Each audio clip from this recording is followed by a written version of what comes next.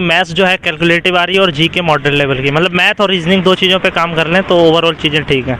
हिंदी ऐसा ही, profit loss इनके ही ज़्यादा क्वेश्चन बन रहे हैं, मेंसुरेशन और डीआई इनके क्वेश्चन ज़्यादा बन रहे हैं, और परसेंटेज हो गया। तो मेनली मतलब ये है कि यही सारी चार और टाइम एंड वर्क और टाइम एंड डिस्टेंस, तो इन सारी चीज़ों पे अच्छे से पकड़ बना लो इन्हीं के। जी आज DSS DSSB GSC का पेपर था जी, और कुछ सर बात करें आज दिन और शिफ्ट में कौन सी में पेपर था आपका? आज 6 अप्रैल को पेपर था मेरा और दूसरी शिफ्ट में था पेपर। और सर हम लोग बात करें आज का पेपर कैसा गया और कितना अटेम्प्ट कर पाए आज? हाँ मैंने लगभग 150 अटेम्प्ट किए हैं जी, और पेपर का लेवल कहें तो वही है, मॉडरेट कहा जा सकता है जी, क्योंकि मैथ्स जो है कैलकुलेटिव आ रही है और जी के मॉडल लेवल की, मतलब मैथ और रीजनिंग दो चीज़ों पे काम कर लें तो ओवरऑल चीज़ें ठीक हैं। हिंदी इंग्लिश और रीजनिंग ठीक है, बस मैथ कैलकुलेटिव है और जी के मॉडल लेवल की है। सर हम लोग बात करें जैसे आने वाले स्टूडेंटों के लिए आप 2 वर्डों में क्या बयान कर पाए? अपने अंदर का एक्सपीरियंस देखा, कैसा लेवल है? कुछ बच्चों को पेपर से पहले घबराहट होती है, तो उनके लिए आप क्या कहना चाहेंगे? घबराहट का तो ऐसा है कि मतलब पहले ये चीज़ पहले से कुछ भी मतलब सोचो मत कि अगर मेरा एग्ज़ाम अच्छा होगा तो क्या होगा, ख़राब होगा तो क्या, मतलब हम पहले से सोचने लगते हैं कि हमारा एग्ज़ाम ख़राब जाएगा या अच्छा जाएगा। ये चीज़ें नहीं सोचनी चाहिए हमें। जनरली ऐसा सोचना चाहिए कि हम जैसे घर पे मॉक टेस्ट लगाते हैं, ऐसे ही एक मॉक है, हो जाएगा तो ठीक है, नहीं होगा तो कोई दिक्कत नहीं है। प्रेशर ज़्यादा दिमाग पे ना लो, ठंडे दिमाग से। बाकी आज थोड़ा बात करें, आपको आज के पेपर का कौन सा सेक्शन सबसे टफ लगा और कौन सा सेक्शन सबसे आसान?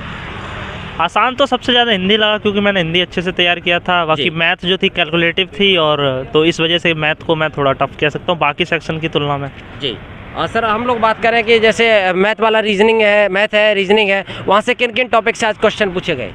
ये टॉपिक्स तो सारे ही कवर हैं, जितने भी सिलेबस में उन्होंने दे रखे हैं मैथ्स के सारे टॉपिक। जैसे मैं और मोस्टली ये लोग क्या कर रहे हैं कि एक ही टॉपिक के ज़्यादा क्वेश्चन दे रहे हैं। जैसे कुछ 7-8 चैप्टर हैं, जैसे CI SI प्रॉफिट लॉस इनके ही ज़्यादा क्वेश्चन बन रहे हैं, मेंसुरेशन और DI इनके क्वेश्चन ज़्यादा बन रहे हैं, और परसेंटेज हो गया।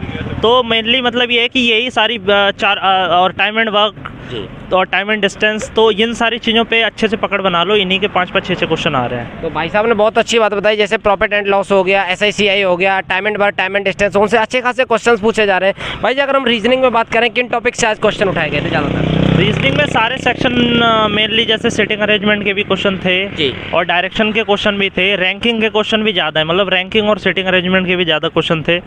और हाँ यही है, बाकी मेनली ये ध्यान रखना रीजनिंग में एनालॉगी थोड़ी ट्रिकी दे रहा है, एनालॉगी की थोड़ी अच्छे से प्रैक्टिस कर लो, नंबर वाली और अल्फ़ाबेट दोनों वाली।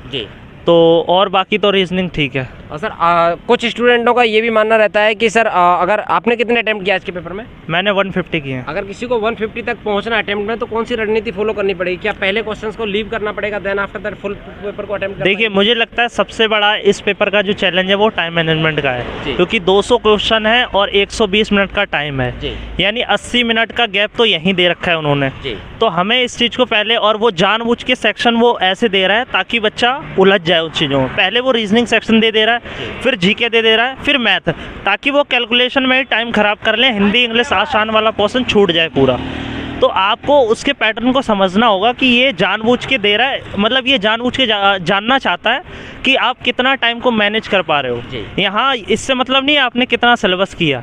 बहुत से ऐसे होंगे अगर अपना टाइम मैनेजमेंट अच्छे से कर लें तो 2-3 महीने की पढ़ाई में भी एग्ज़ाम निकाल लें, लेकिन मेन चीज़ है टाइम मैनेज करने की, क्योंकि बहुत से लोग सिलेबस तो तैयार कर लेते हैं लेकिन टाइम की दिक्कत हो रही है। तो अब जैसे कि रीजनिंग जब हम स्टार्ट करते हैं तो ज़्यादा टाइम लगभग 30 से 40 मिनट हमारा वहाँ ख़राब हो जाएगा रीजन। और उसके बाद अगर हम जीके करते हैं तो जीके में वो क्वेश्चन बहुत से ऐसे दे रहा है कि फिर हमारे ऊपर प्रेशर आने लगता है कि इसको करें या ना करें, और अगर जीके के ज़्यादा क्वेश्चन छोड़ देंगे तो हमें डाउट होने लगता है सिलेक्शन होगा या नहीं होगा, तो फिर हम बहुत से नेगेटिव लगा देते हैं, तो और कॉन्फिडेंस डाउन हो जाता है। फिर मैथ तक आते आते जो टाइम बचता है वो पूरा 40 क्वेश्चनों में ही उलझ जाएगा। तो बस यहीं पर आपको ये सोचना है जब आप मैथ सेक्शन पर आओ कि आपके पास कितना टाइम बचा है। सपोज़ अगर आपके पास 40 मिनट बचे हैं तो अब आप ये सोचो कि मैं अगर मैथ पे 40 क्वेश्चन पे ख़राब टाइम करूँगा और वहीं मेरे हिंदी इंग्लिश के 80 क्वेश्चन छूट रहे हैं, तो उसकी जगह मैं उस पर फोकस करूँ।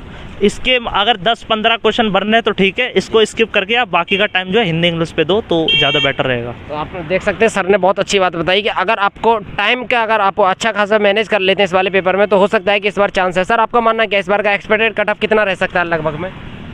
एक्सपेक्टेड तो एग्जैक्ट तो नहीं बता सकता, बाकी ये है कि मेरे हिसाब से 130 से 150, बाकी तो शिफ्ट अलग अलग आ रही है तो नॉर्मलाइजेशन भी होगा, काफ़ी चीज़ें हैं जी। मेरे हिसाब से वही 140 या 150 के अराउंड, 150 के आसपास होनी चाहिए जनरल की कट ऑफ। जी। और सर आज के थोड़ा सा पेपर के स्टैंडर्ड की बात करें, क्या प्रीवियस ईयर को फॉलो कर रहा है या फिर किसी बुक्स को फॉलो कर रहा है या फिर किसी टीचर के पैटर्न को?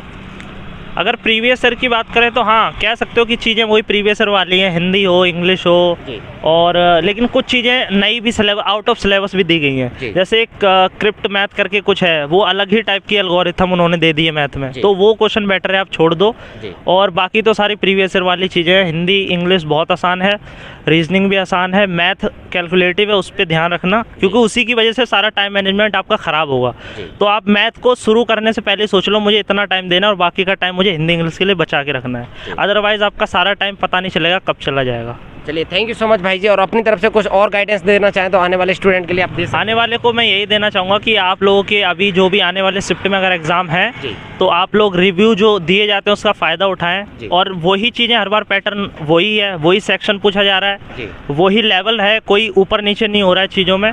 और जो चीज़ें जैसे हिंदी इंग्लिश के 2-2 पैसेज आ रहे हैं, हिंदी के पैसेज आ रहे हैं, जी। तो इन चीज़ों ये चीज़ें ईजी हैं, लेकिन टाइम नहीं होता तो हम छोड़ देते हैं। तो ये सारा रिव्यू जो बताया जाता है उसको लिख के और फिर उन चीज़ों पे काम करो और अपनी शिफ्ट में उसका फ़ायदा उठाओ तो बहुत आपको बेनिफिट मिलता है। चलिए थैंक यू सो मच भाई जी। आप लोग देख सकते हैं ये फर्स्ट शिफ्ट का रिव्यू था जो कि भाई साहब से हमने जाना। उन्होंने बोला कि आपको अगर टाइम को मैनेज अच्छे से करते हैं तो आप लोगों को बहुत अच्छा बेनिफिट मिल जाएगा, क्योंकि आप लोगों को पता है हिंदी और जीएस वाले सेक्शन में टाइम टेकिंग ज़्यादा नहीं रहता अकॉर्डिंग टू मैथ और रीजनिंग। मैथ रीजनिंग आपका ज़्यादा टाइम टेकिंग रहता है, उसी के बलबूते पे आपको ज़्यादा पेपर में ज़्यादा टाइम इन्वेस्ट होता है। तो आप लोग पहले उस सेक्शन को अच्छे से रिवाइज कर लें, एक बार देख लें पूरे पेपर को, या फिर पहले जो क्वेश्चन आपको लग रहा है कि ये क्वेश्चन नहीं हो पाएगा तो उसको आप ना ही अटेम्प्ट करें तो ही बेटर है, क्योंकि आप लोग आगे के लिए टाइम बचा लेंगे। चलिए और स्टूडेंट्स हम लोग बता लगे, तब तक के लिए जय हिंद।